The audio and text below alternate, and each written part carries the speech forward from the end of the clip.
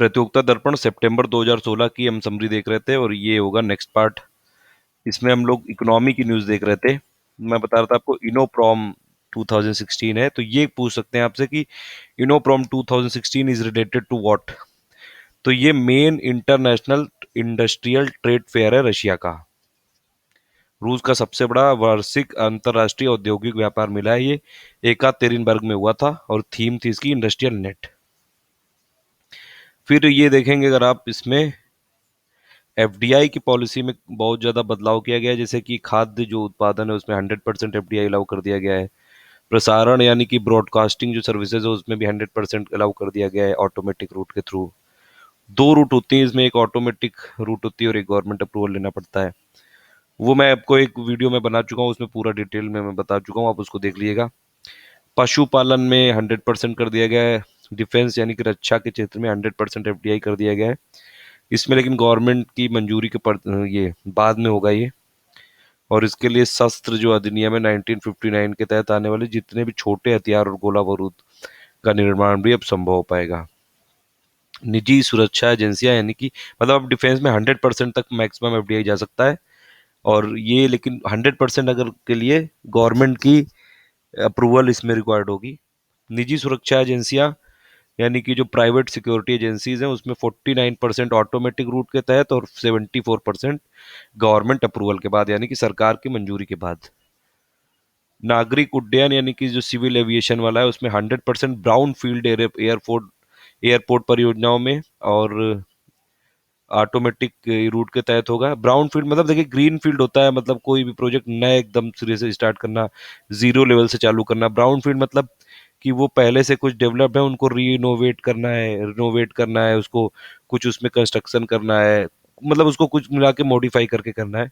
तो ऐसी जितने भी ब्राउन फील्ड, ये जो ब्राउन फील्ड है एयरपोर्ट परियोजना है, मतलब पहले से है लेकिन उसकी इंफ्रास्ट्रक्चर वहाँ पे पूरा डेवलप नहीं है, तो उनके लिए 100% एफडीआई आ सकता है ऑटोमेटिक रूट के तहत। 49% आ सकता है जो यहाँ पे डोमेस्टिक एयरलाइंस है। 49 से अधिक के लिए सरकार की मंजूरी, मतलब 49% से ज़्यादा भी आ सकता है अब सिविल एविएशन में। फार्मास्यूटिकल में 74% एफडीआई और 74% से अधिक के लिए सरकार की मंजूरी चाहिए। एफडीआई दो रूट के तहत आता है, एक ऑटोमेटिक अप्रूवल होता है और एक में गवर्नमेंट का अप्रूवल चाहिए होता है। वो मैं वीडियो बना चुका हूँ कि कैसे कैसे क्या क्या रूट होती है और कौन कौन मिनिस्ट्री इसमें इन्वॉल्व होती है, वो आप उस वीडियो को देख लीजिएगा। फिर ये एक न्यूज़ है कि देखिए जो गवर्नमेंट को कई ये जितनी भी पीएसयूज हैं यानी कि पब्लिक सेक्टर बैंक्स हैं उनको बहुत लॉस हुआ था, जैसे बहुत ज़्यादा एनपीए बढ़ गया था। तो उसी की कैपिटल को मतलब कैपिटल को सपोर्ट करने के लिए जो बेसल 3 नॉर्म्स आने वाले हैं उनके हिसाब से जितनी भी इंडिया में बैंक्स हैं उनकी कैपिटल को लाने के लिए और कैपिटल ग्रोथ को बूस्ट करने के लिए ये सरकार ने इसमें पैसे दिए हैं। अभी 22,915 करोड़ रुपए दिए हैं। 13 बैंकों को दी गई, सबसे ज्यादा मिली है एसबीआई को, तो आप इसको याद रखिएगा।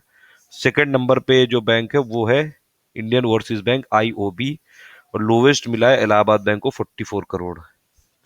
देखिए तो ये वही इंग्लिश में लिखा हुआ है कि in a bid to boost credit growth. तो क्रेडिट ग्रोथ को बूस्ट करने के लिए इंडियन इकोनॉमी में centre has announced a sum of 22,915 crore for recapitalisation of 13 public sector banks. तो रिकैपिटलाइजेशन के लिए जैसे एक इंद्रधनुष स्कीम भी आई थी, और भी कई सारे चीजें इसमें बैंकिंग में होती रहती हैं। जो इंद्रधनुष स्कीम थी, देखिए दो इंद्रधनुष है, एक स्कीम है वो बैंकिंग के रिकैपिटलाइजेशन से रिलेटेड है, और एक इंद्रधनुष है वो जो प्रोग्राम है वो इम्यूनाइजेशन के लिए है, वो सॉरी वो जो वैक्सीनेशन के लिए जो प्रोग्राम है वो है।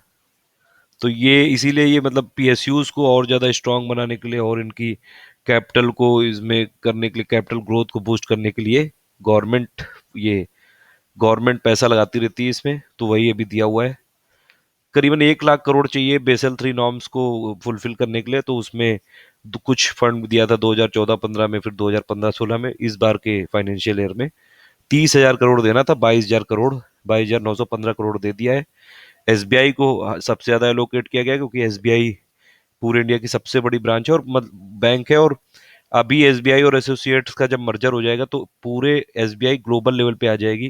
ग्लोबल लेवल पे 50 टॉप 50 में आ जाएगी एसबीआई। सेकंड नंबर पे दिया गया है आईओबी को, इनको भी याद रखिएगा। और थर्ड नंबर पे पंजाब नेशनल बैंक को।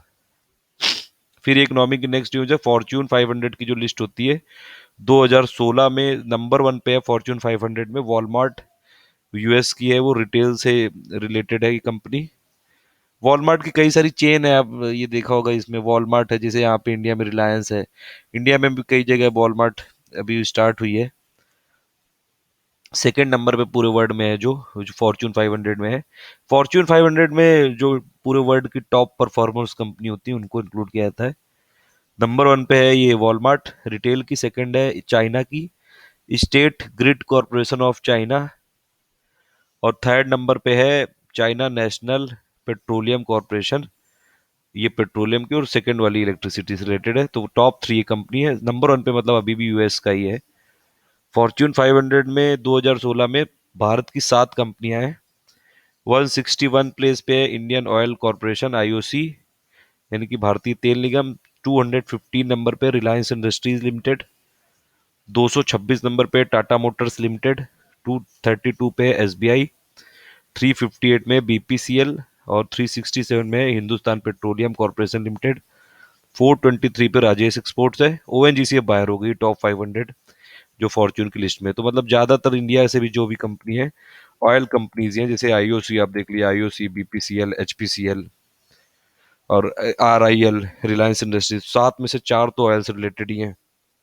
एक बैंक है और एक टाटा मोटर्स है ऑटोमोबाइल से रिलेटेड, एक राजेश एक्सपोर्ट्स है।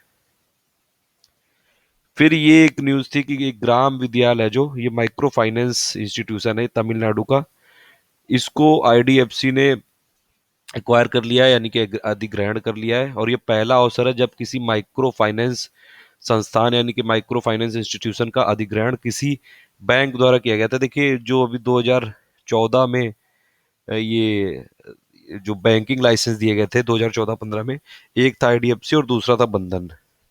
तो आईडीएफसी बैंक ने 1 अक्टूबर 2015 से काम करना शुरू कर दिया है, और बंधन ने 23 अगस्त 2015 से काम काज शुरू कर दिया है। और आईडीएफसी ने ये ग्राम विद्यालय जो तमिलनाडु का माइक्रो फाइनेंस इंस्टीट्यूशन है, यानी कि माइक्रो फाइनेंस संस्था, उसको एक्वायर कर लिया है, उसका अधिग्रहण कर लिया है।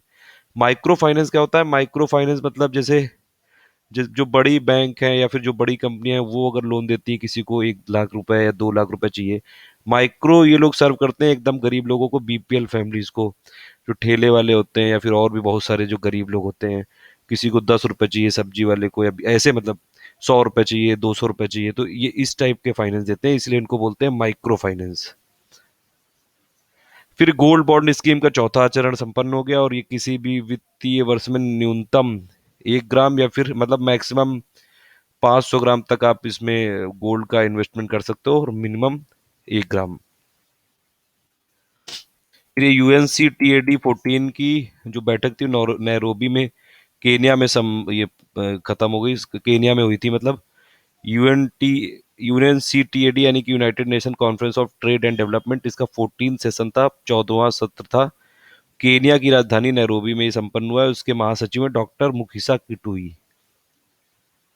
फिर 2016-17 में, देखिए ये जो प्रतियोगिता दर्पण की है ये जुलाई और जून की न्यूज़ है मैक्सिमम, क्योंकि जून जुलाई की है, और क्योंकि सितंबर का वर्जन है तो प्रतियोगिता दर्पण में 1-2 महीने की, जैसे अगर सितंबर का है तो उसमें जून जुलाई का होगा, 1-2 महीने के का करके उसका बाद में उसका नाम देते हैं, तो ये इसीलिए ये जून जुलाई की न्यूज़ है, वही इसमें है। 2016-17 में रेल बजट में जितनी जो नई प्रपोज ट्रेन थी, जैसे कि हम सफर, तेजस, उदय और अंत्योदय, और तथा दीन दयालु सवारी डिब्बे, ये सब ये मतलब प्रपोज ट्रेन थी, उसमें से आपको नाम याद रखनी चाहिए, जो हम सफर, तेजस और उदय, ये आरक्षित श्रेणी यानी ये एसी ट्रेन है ये। और ये जो अंत्योदय है ये अनारक्षित है, ये अनरिजर्व्ड है ये।